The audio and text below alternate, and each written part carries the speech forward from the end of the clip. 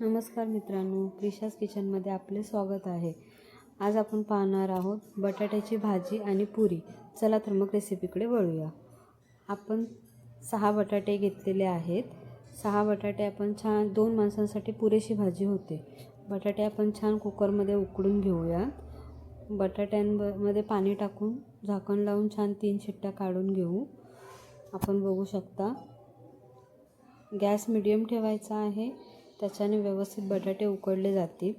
बटाट्याच्या छान 3 शिट्ट्या झाल्या आहेत। तोपर्यंत आपण भाजीसाठी कांदा वगैरे चिरून घेऊ आणि फोडणीची तयारी एका साईडला करून ठेवू। अशा प्रकारे कांदा बारीक चिरून घ्यायचा आहे। बघू शकता तुम्ही फोडणीची तयारी झाली आहे। मी सगळं सामान एकत्र घेतलंय। तोपर्यंत बटाट्याचा कुकरही थंड झाला आहे। बघू शकता बटाटे किती छान उकडले आहेत। अशा प्रकारे बटाटे उकळून घेतल्यावरती सगळ्या बटाट्यांची सालं मी काढून घेणार आहे। बटाटे गरम असल्याने थोडं सावकाश करायचं आहे हे काम आपल्याला। तोपर्यंत बटाटे सोलून झाले आहेत, तोपर्यंत आपण आता फोडणीसाठी कढई गरम करून घेऊ। कढई गरम झाल्यावरती त्यामध्ये तेल ओतू। तेल गरम झाले की त्यामध्ये कढीपत्ता, मोहरी, जिरे टाकून त्यामध्ये थोडंसं तडतडलं की त्यामध्ये आपण कांदा टाकू। कांदा छान गोल्डन ब्राऊन होईपर्यंत आपल्याला परतून घ्यायचा आहे। जोपर्यंत कांदा गोल्डन ब्राऊन होतो आहे तोपर्यंत आपण वाटण करून घेऊ। मिरची, लसूण, कोथिंबीर आणि आलं टाकून आपण हे वाटण करून घेणार आहोत। छान बारीक वाटून घ्यायचे आहे। बघा आपले छान वाटण झाले आहे। एका साईडला कांदा पण गोल्डन ब्राऊन होतो आहे।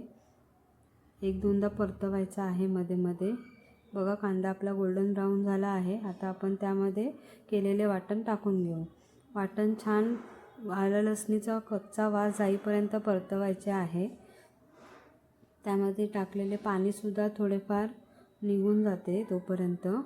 मग त्यामध्ये आपण हळद टाकून घेऊ। हळद टाकून हिंग टाकून छान परतून घेऊ। आता कांदा लसणीचा आणि आल्याचा कच्चा वास गेलेला आहे। आता एका साईडला स्मॅश केलेले बटाटे मी घेतले आहेत, ते बटाटे आपण टाकून घेऊ आणि भाजी छान परतवून घेऊ। भाजीला मसाला चांगला कोट झाला की आपण त्यामध्ये चवीनुसार मीठ टाकू आणि पुन्हा एकदा भाजी परतवून घेऊ। भाजी छान व्यवस्थित अशी मुरली आहे मसाल्यामध्ये। आता आपण ह्यावरती कोथिंबीर टाकून भाजी गार्निश करू। गार्निश झालेली भाजी अशा प्रकारे तयार आहे। बटाट्याची भाजी आपण सुद्धा ट्राय करा। आता आपण पुऱ्यांच्या रेसिपीकडे वळू। पुरी करण्यासाठी मी एक परात घेतली आहे, त्यामध्ये चवीपुरतं मीठ, गव्हाचं पीठ टाकून छान चाळून घेतलं आहे। त्यामध्ये थोडं थोडं पाणी टाकून आपण पीठ मळून घ्यायचं आहे। पीठ मळताना आपण पिठाची कन्सिस्टन्सी पण बघायची आहे। पीठ एकदम घट्ट पण नाही, एकदम पातळ पण नाही झालं पाहिजे। पिठाचा मीडियम असा गोळा तयार झाला आहे। पीठ 15 मिनटं झाकून ठेवायचं आहे। बघा पीठ असं छान होतं मग मऊ। मग त्याच्यानंतर छान अशी मोठी चपाती लाटून घ्यायची आणि तांब्याच्या साहाय्याने मी एकसारख्या पुऱ्या कट करून घेतलेल्या आहेत। तुम्ही बघू शकता एकसारख्या पुऱ्या तयार होतात आणि एका वेळेला आपण 5 ते 6 पुऱ्या तयार करू शकतो। मी सगळ्या पुऱ्या अशा प्रकारे तयार करून घेतलेल्या आहेत। एका साईडला तेलसुद्धा गरम करून घेतलं होतं। चला तर आपण पुऱ्या तळून घेऊ। बघा कशा छान फुगत आहेत पुऱ्या। एका साईडने लाल झाल्या की आपण दुसरी साईड भाजून घेऊ।